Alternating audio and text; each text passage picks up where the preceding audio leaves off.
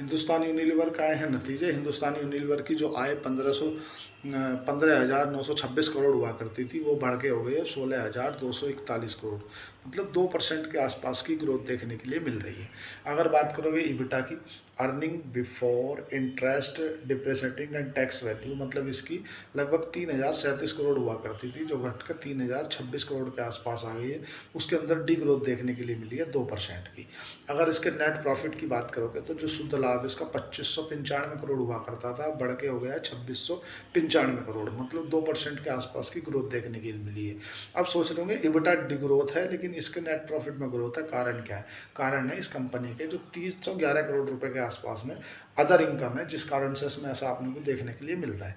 EPS की बात करोगे अर्निंग प्रति शेयर, तो उसका 11 रुपये 3 पैसे के आसपास हुआ करता था, बढ़ के 11 रुपये 43 पैसे के आसपास हो गया, मतलब 4% के आसपास में ग्रोथ देखने के लिए मिली है। मार्जिन इसके 24% से घट के 23% हो गए हैं, तो इसीलिए हो सकता है कि भाई इसके जो प्रॉफिट गिरे हैं, इसीलिए भी एक कारण हो सकता है। कर्ज जो कंपनी का 1700 करोड़ 1400 करोड़ हुआ करता था, वो बढ़कर हो गया 1700 करोड़। यही कारण है कि कंपनी ने जो पिछली बार सितंबर 2024 के क्वार्टर में जो कर्ज इंटरेस्ट दिया था ना, वो दिया था 112 करोड़। इस बार वो जो कर्ज का इंटरेस्ट दिया है वो दिया है 129 करोड़।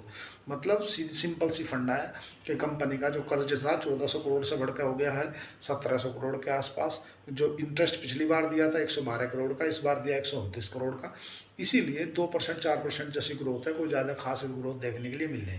मेन क्या है कि कैश फ्रॉम ऑपरेटिंग एक्टिविटीज़, अपने कोर धंधे से ये कंपनी पैसा निकाल पा रही है, ये ज़्यादा इंपॉर्टेंट है।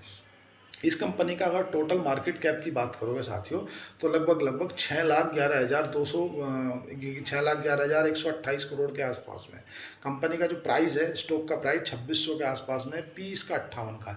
ज़्यादातर जो एफएमसीजी कंपनी है वो थोड़ी सी महंगी रहती है। आरओसी आरओई 21 के आसपास में। मेन क्या है, देखो बिजनेस सिंपल फंडा समझो आप। भाई मैं सर्फ एक्सेल लेना बंद कर दूंगा क्या? डव साबुन लेनी बंद कर दूंगा क्या? डव का शैम्पू लेना बंद कर दूंगा क्या? एक्टिव व्हील लेना बंद कर दूंगा, विम बार लेना बंद कर दूंगा, लक्स लेनी बंद कर दूंगा, हॉर्लिक्स लेना बंद कर दूंगा? भाई अल्टीमेटली कंजप्शन से रिलेटेड जब आदमी नहाएगा धोएगा पर डे, ऐसा तो नहीं यार अब स्टॉक का प्राइस 2 रुपये गिर गया, आज मैं ब्रश नहीं करूँगा, ऐसा कभी सुना है? आज मैं नहाऊंगा नहीं। भाई ये दैनिक दिनचर्या में यूज होने वाली प्रोडक्ट है। तो एफएमसीजी में सबसे बड़ी बात क्या है कि ये कंपनी अपने आप में मार्केट लीडर है।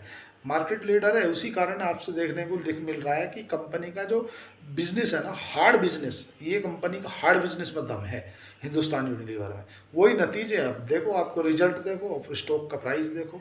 स्टॉक खरीदने बेचने की कोई रिकमेंडेशन, लेकिन बिजनेस तो देखो यार, बिजनेस में दम है ना।